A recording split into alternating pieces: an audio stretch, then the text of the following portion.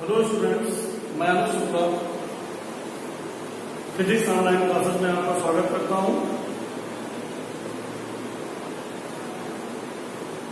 Lecture 1 में मैंने आप लोगों को इंटरफेरेंस चैप्टर स्टार्ट किया था, व्यतिकरण चैप्टर पढ़ाना स्टार्ट किया था। आज लेक्चर 2 में भी हम इंटरफेरेंस टॉपिक में ही आगे बढ़ेंगे और इंटरफेरेंस से रिलेटेड अन्य चीजों पर डिस्कस करेंगे। आई होप जो पिछला लेक्चर मैंने पढ़ाया था आप लोगों को अच्छे से समझ में भी आया होगा। आगे का टॉपिक आज हम लोग देखेंगे। देखिए, इंटरफेरेंस में मैंने लास्ट टॉपिक बताया था दो तरंगों का व्यतिकरण क्या है, परिणामी तीव्रता कैसे फाइंड की जाती है, परिणामी विस्थापन का समीकरण कैसे निकाला जाता है, परिणामी आयाम कैसे निकाला जाता है, समपोषी और विनाशी व्यतिकरण की कंडीशन कैसे फाइंड की जाती है, किन किन बिंदुओं पर समपोषी व्यतिकरण मिलता है और किन किन बिंदुओं पर विनाशी व्यतिकरण मिलता है, इसको भी हम लोगों ने फाइंड किया था, मेजरमेंट किया था। ठीक है, आज हम विशेष टॉपिक को डिस्कस करेंगे। आज हमने विशेष कोड देखेंगे पहले, और ये विशेष कोड क्या है? समपोषी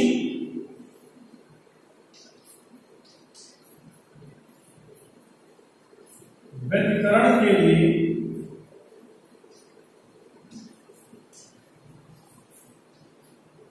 पथांतर,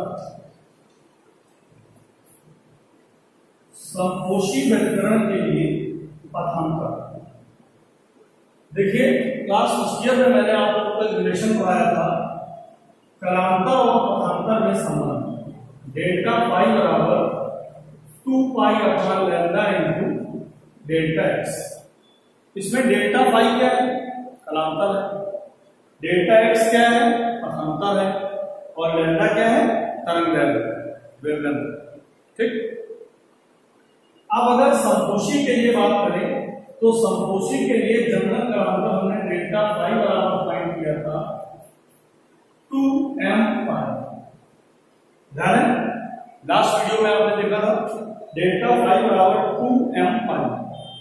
जब यहां पर आप मान रख देंगे तो डेल्टा पाई बराबर 2 pi upon lambda into delta x की जगह पर क्या लिख देंगे? 2m पाई।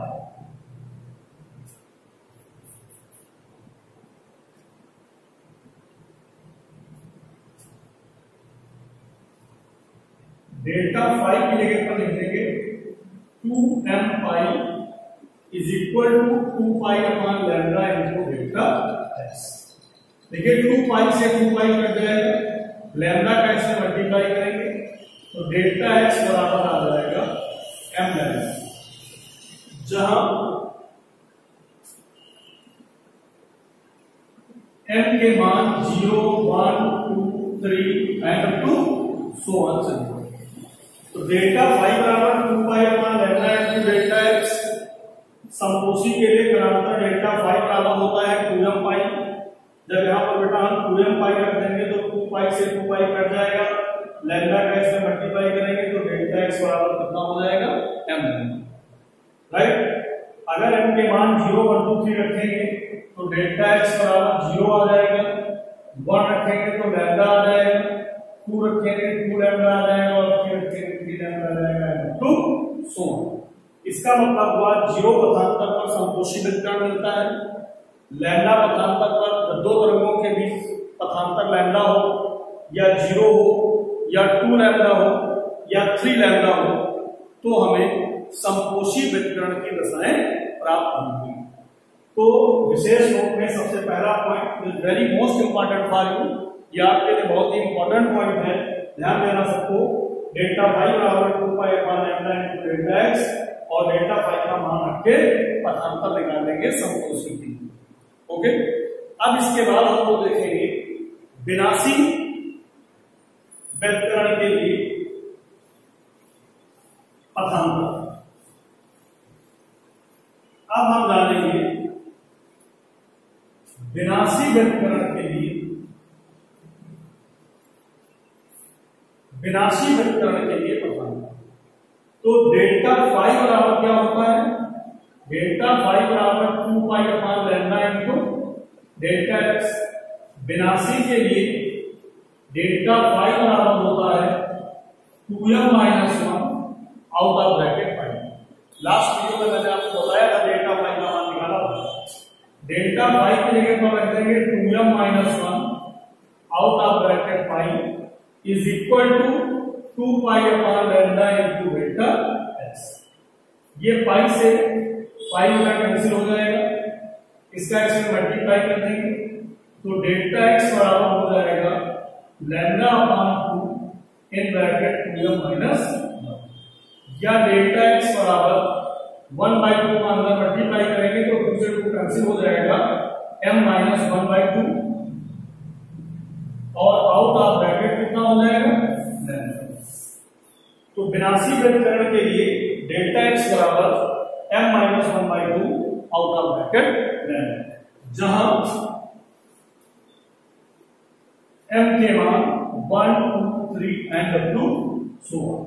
अगर m का मान यहां पर 1 रखेंगे तो डेल्टा एक्स बराबर कितना आ जाएगा? 1 माइनस 1/2 यानी 1/2 दैट इज लैम्डा बाय 2। 2 रखेंगे तो 2 2 जा 4 माइनस 1 यानी 3 lambda by 2, 5 lambda by 2 and up to so on. यानी लैम्डा बाय 2 पथांतर पर विनाशी व्यतिकरण मिलेगा, 3 लैम्डा बाय 2 पथांतर पर विनाशी व्यतिकरण मिलेगा, 5 लैम्डा बाय 2 पथांतर पर विनाशी व्यतिकरण मिलेगा। तो संपोषी और विनाशी व्यतिकरण के लिए पथांतर कितना कितना होता है बेटा सबको समझ में आ गया?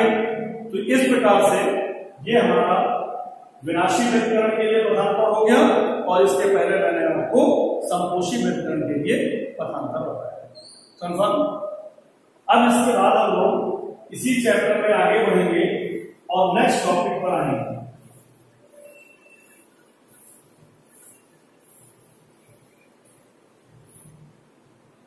देखो बेटा, नेक्स्ट टॉपिक हमारा क्या है?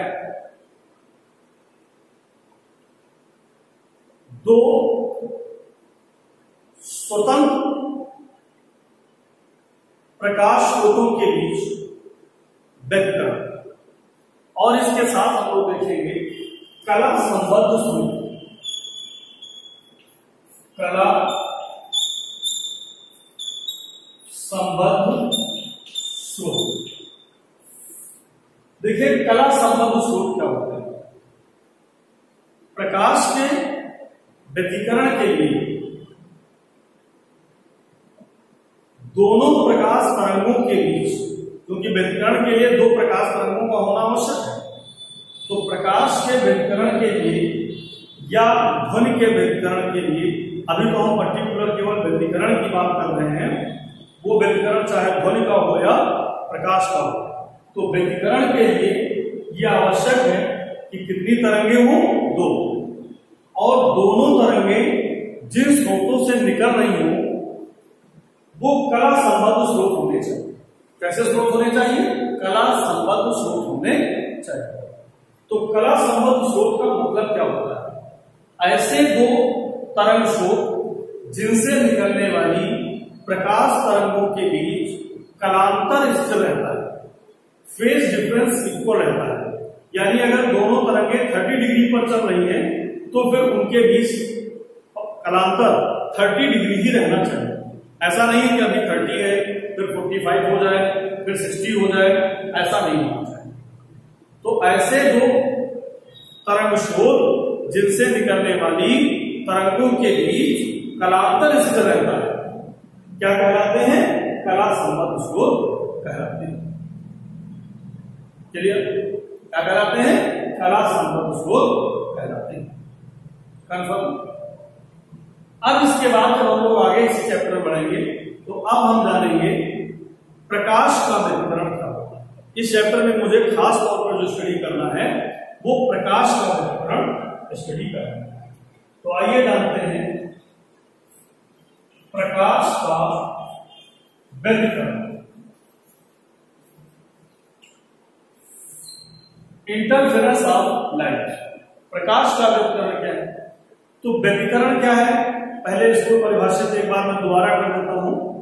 व्यतिकरण में मैंने आपको बताया था कि जब दो तरंगे जिनकी आवृत्तियां समान हो, एक ही दिशा में एक ही माध्यम में चलती हैं, तो उनके अध्यारोपण से माध्यम के विभिन्न बिंदुओं पर परिणामी तीव्रता अधिकतम और न्यूनतम होती है। यही घटना प्रकाश का व्यतिकरण कहलाता है। जिन बिंदुओं पर परिणामी तीव्रता अधिकतम होती है उन बिंदुओं पर हुए व्यतिकरण को संपोषी व्यतिकरण, और जिन बिंदुओं पर परिणामी तीव्रता न्यूनतम होती है उन बिंदुओं पर हुए व्यतिकरण को विनाशी व्यतिकरण, राइट। अब देखिए, बस जहां पर दो तरंगे बोला गया था वहां पर हमें दो तरंगों के स्थान पर दो प्रकाश तरंगे कहते हैं। तो जब दो प्रकाश तरंगे जिनकी आवृत्तियां समान हो, एक ही माध्यम में एक ही दिशा में चलती हैं, तो उनके अध्यारोपण से माध्यम के विभिन्न बिंदुओं पर परिणामी तीव्रता अधिकतम और न्यूनतम, ठीक। अब जिन बिंदुओं पर अधिकतम होगी उन बिंदुओं पर ब्राइटनेस दिखती है, चमक दिखाई देती है, और जिन बिंदुओं पर परिणामी तीव्रता न्यूनतम होती है उन बिंदुओं पर डार्कनेस दिखाई देती है, यानी अंधेरा दिखाई देता है, और जिन बिंदुओं पर संपोषी व्यतिकरण होता है उन बिंदुओं पर चमक दिखाई देती है, ब्राइटनेस दिखाई देती है। यही घटना प्रकाश का व्यतिकरण है, इंटरफेरेंस ऑफ लाइट है। चलिए, अगर यही व्यतिकरण ध्वनि में होता, साउंड में होता, दो ध्वनि तरंगों के बीच यह व्यतिकरण होता, तो उसमें ध्वनि की तीव्रता तेज और धीमी, राइट। जहां पर संपोषी होता वहां पर साउंड इंटेंसिटी बढ़ जाती है, और जहां पर न्यूनतम होता वहां पर साउंड इंटेंसिटी घट जाती है। क्लियर है? तो प्रकाश का व्यतिकरण क्या समझ में आ सकता है। अब इसके बाद प्रकाश के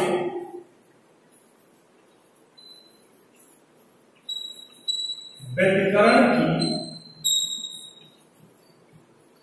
आवश्यक शर्तें,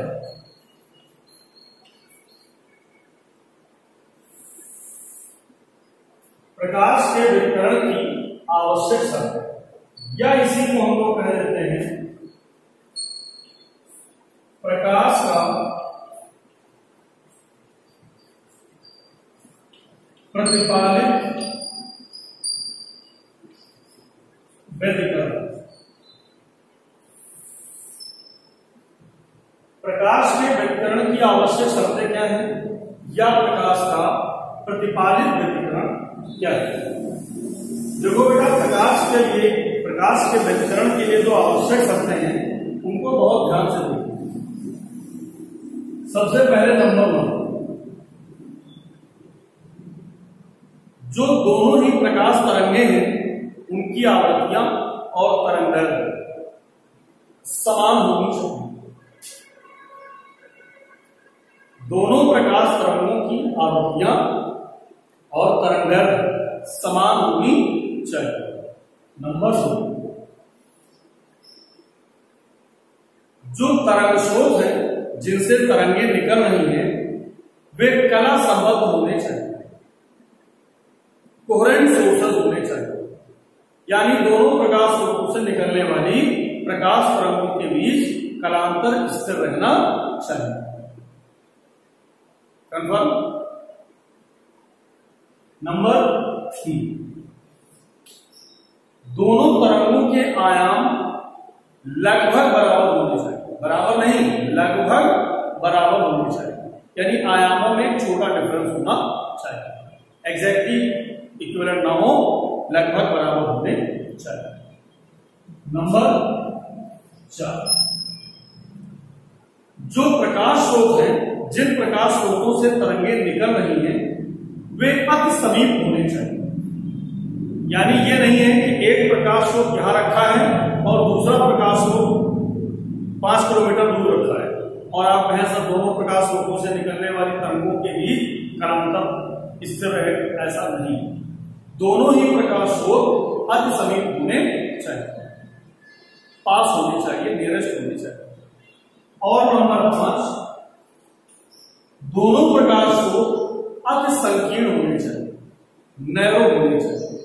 यानी प्रकाश स्रोत ऐसे होने चाहिए जिनसे जो प्रकाश तरंगें निकल रही हैं वो बहुत ही नैरो, बिल्कुल एक पतली बारीक झिरी होनी चाहिए, यानी बहुत ही संकीर्ण प्रकाश स्रोत होने चाहिए। बात समझ गए? तो प्रकाश के उत्पादित विकिरण की कितनी शर्तें हैं? 5।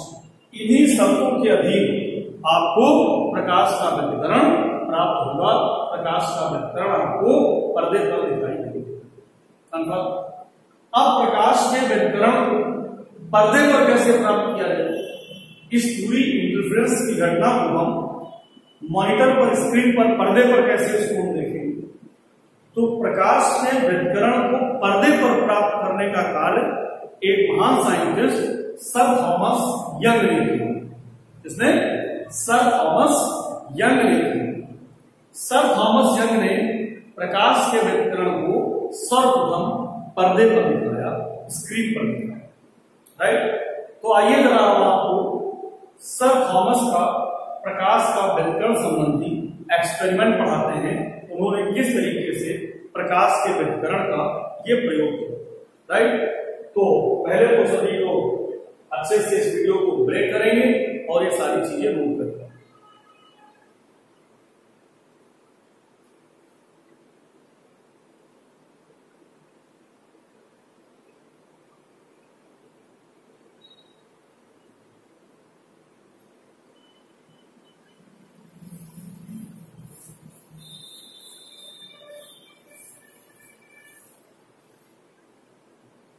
तो आइए बच्चों, अब हम देखते हैं प्रकाश के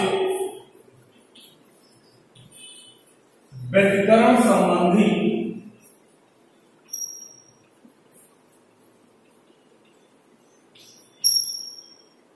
यंग का प्रयोग।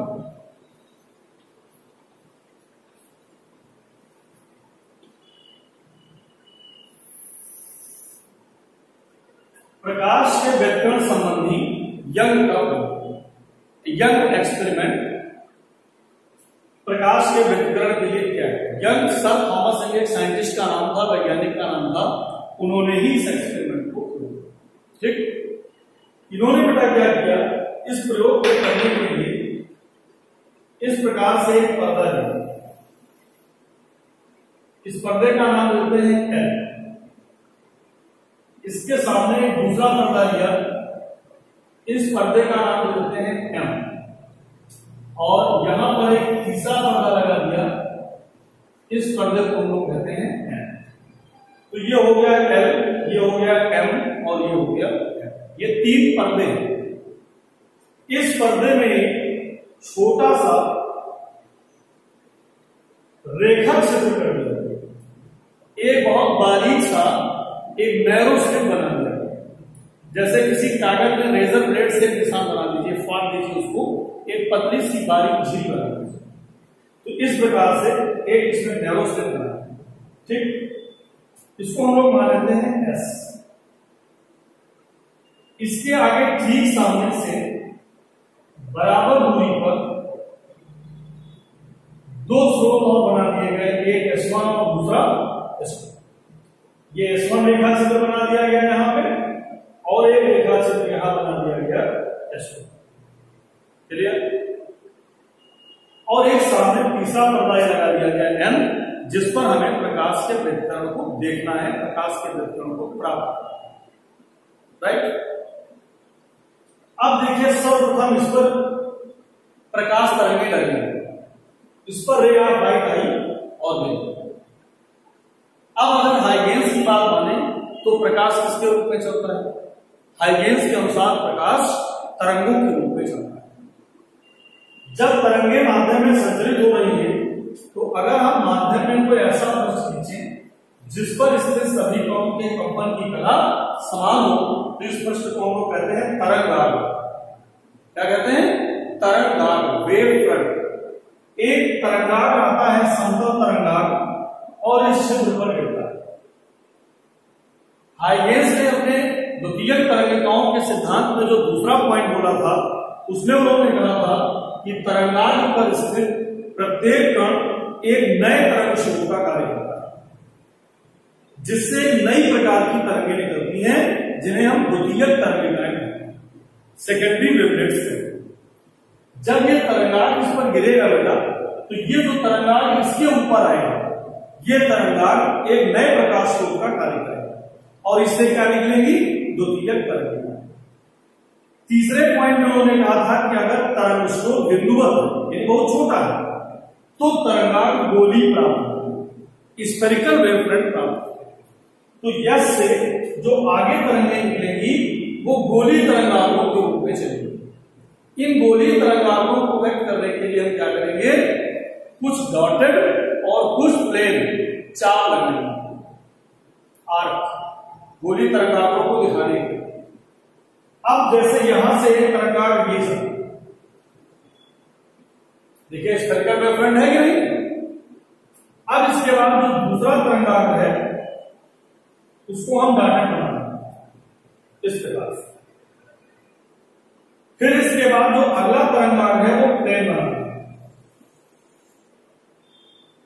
इस प्रकार से।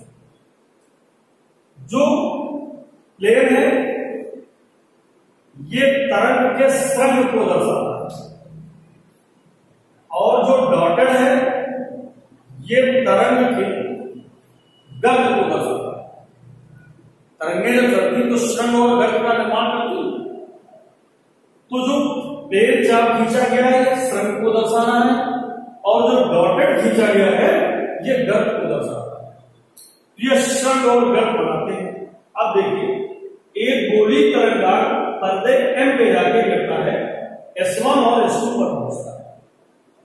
अब अगर ये S1 और S2 पर पहुंचेगा तो ये S1 और S2 पुनः एक नए तरंग स्रोत का कार्य करेंगे।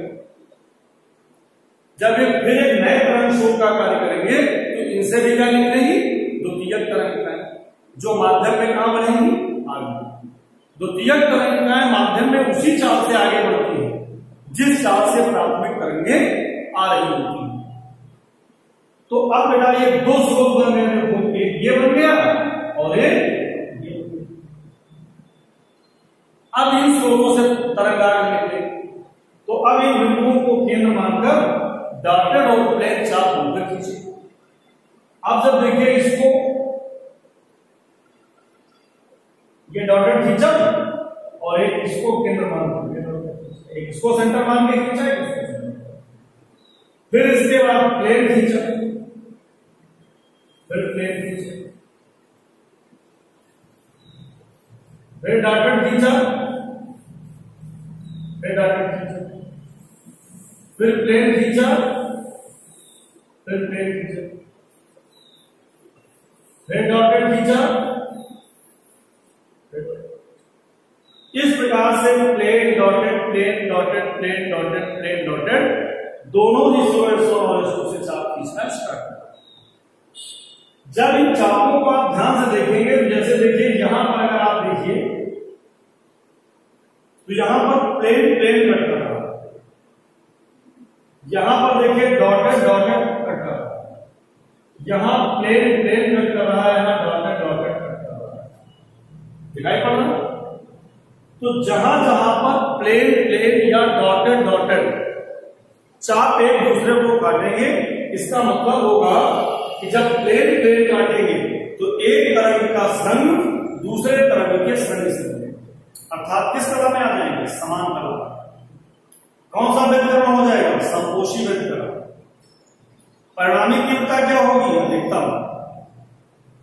यहां पर गर्त में गर्त मिल रहा है, किस कला में होंगे? समान कला में। अगर समान कला में होंगे तो कौन सा व्यतिकरण मिलेगा? समपोषी। परिणामी तीव्रता क्या होगी? अधिकतम। तो इस प्रकार से जिन बिंदुओं पर ये प्लेन प्लेन या डॉटेड डॉटेड चाप एक दूसरे को क्रॉस करेंगे उन बिंदुओं पर समपोषी व्यतिकरण होगा। और पर्दे पर हमें एक चमकीला बिंदु दिखाई पड़ेगा, एक डार्क ब्राइट पॉइंट दिखाई पड़ेगा, एक चमकीली पट्टी दिखाई पड़ती है इस प्रकार से।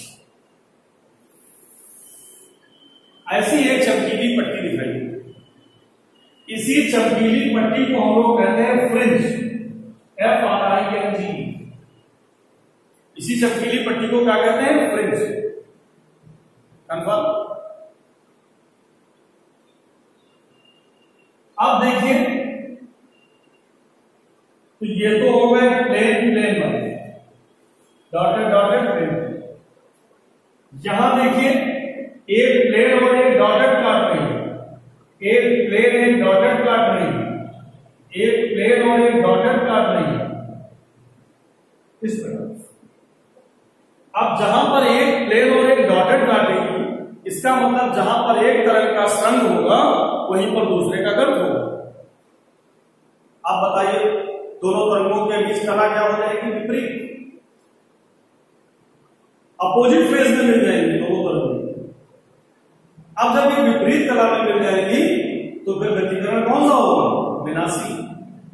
और विनाशी व्यतिकरण अगर होगा तो वहां पर क्या हो जाएगा? अंधेरा। वहां पर हमें डार्क पट्टी दिखाई देगी। तो यहां पर ब्राइट पट्टी मिलेगी और यहां पर डार्क। ऐसे ही फिर जब ब्राइट यहां मिलेगी तो अगली डार्क होगी, फिर ब्राइट। यहां पर ये ब्राइट ये डार्क, तो अगली क्या होगी? ब्राइट, और फिर क्या होगी? डार्क। तो ये जो पर्दा है हमारा है, इस पर्दे पर हमें चमकीली, को हम लोग हिंदी में कहते हैं डीप फ्रिंज, ब्राइट फ्रिंज, और जो ये जहां पर अंधेरा होगा, डार्कनेस होगी, इसको हम लोग कहते हैं डार्क फ्रिंज। तो इस प्रकार पर्दे पर हमें ब्राइट फ्रिंज और डार्क फ्रिंज मिलना स्टार्ट होता है। बात समझ में? तो इस प्रकार से पर्दे पर हमें bright dark, bright dark, bright dark, ऐसी पट्टियां दिखाई पड़ेगी, चमकीली पट्टियां। तो ये देखिए बेटा ब्राइट है और ये क्या है? डार्क। फिर ये क्या है? ब्राइट, और फिर ये क्या है? डार्क। तो इस प्रकार आप पर्दे पर देखेंगे आपको bright dark, bright dark, bright dark पट्टियां दिखाई पड़ेगी। कंफर्म? तो इस प्रकार से सर थॉमस यंग ने प्रकाश के व्यतिकरण को पर्दे पर प्राप्त किया। कंफर्म? और एक बड़ा ही उत्कृष्ट कार्य किया, इन फ्रिंजों की चौड़ाई नापी, इन फ्रिंजों की चौड़ाई नापी और चौड़ाई नापकर प्रकाश के तरंगदैर्घ्य की गणना भी की, प्रकाश की वेवलेंथ भी निकाली। राइट? तो सर थॉमस यंग ने जब इनकी वेवलेंथ फाइंड की तो क्या वेवलेंथ ने पाया? जरा ये इसको आपको डिस्कस करें। जब इस पर इन्होंने लाल प्रकाश डाला, ऐसा प्रकाश लाल, तो जो फ्रिंजें मिली वो मोर विड्थ, अधिक चौड़ाई थी। और जब इस पर इन्होंने नीला प्रकाश डाला तो जो फ्रिंजें मिली उनकी चौड़ाई कम थी। फ्रिंजों की चौड़ाई का कम पाया जाना या फ्रिंजों की चौड़ाई का अधिक पाया जाना, इस बात का द्योतक है, इस बात को रिप्रेजेंट करता है कि लाल रंग के प्रकाश की तरंगदैर्घ्य ज्यादा होती है और नीले रंग के प्रकाश की या बैंगनी रंग के प्रकाश की तरंगदैर्घ्य कम है। जो बात हाइगेंस ने अपने तरंग सिद्धांत में बताया। हाइगेंस ने अपने तरंग सिद्धांत में क्या कहा? उन्होंने कहा था हर रंग की तरंग का साइज यानी तरंगदैर्घ्य अलग अलग होता है। तो फ्रिंजों की चौड़ाई से यह पता चला कि अलग अलग रंगों की तरंगदैर्घ्य अलग अलग होती है। यानी लाल रंग के प्रकाश की तरंगदैर्घ्य अलग होती है, नीले रंग के प्रकाश की तरंगदैर्घ्य अलग होती है, पीले रंग के प्रकाश की तरंगदैर्घ्य अलग होती है। तो यंग के इस एक्सपेरिमेंट से हमको इस बात की भी पुष्टि हो गई कि भिन्न भिन्न रंगों के प्रकाश की तरंगदैर्घ्य भिन्न भिन्न होती है। और इससे एक और बात की प्रमाणिकता सिद्ध हो गई कि प्रकाश में व्यतिकरण का गुण पाया जाता है और प्रकाश तरंगों के रूप में ही चलता है, एक बार बार वेव चलता है। एक क्वेश्चन भी शॉर्ट आपके आता है कि ऐसी दो भौतिक घटनाओं का नाम लिखिए जिनसे प्रकाश के तरंग गुण की पुष्टि होती है। तो एक गुण तुम्हारा व्यतिकरण है और दूसरा गुण विवर्तन है, जो अगले चैप्टर में आपको पढ़ाऊंगा इसी सेक्शन। राइट? तो इस प्रकार से बेटा आज का वीडियो आई होप सभी को अच्छे से समझ में आया होगा। सारे स्टूडेंट्स सारी चीजें क्लियर हुई होंगी। एक बार हाईलाइट्स में आपको दोबारा से फिर आप दोहरा दें कि मैंने आज के वीडियो में आपको क्या क्या बताया। सबसे पहले तो व्यतिकरण संबंधी दो विशेष नोट पढ़ाए, एक समकोषी के लिए और एक विनाशी के लिए। इसके बाद फिर मैंने कला संबद्ध स्रोत पढ़ाया, कला संबद्ध स्रोत क्या होते हैं। फिर इसके बाद मैंने प्रकाश का व्यतिकरण क्या होता है ये बताया।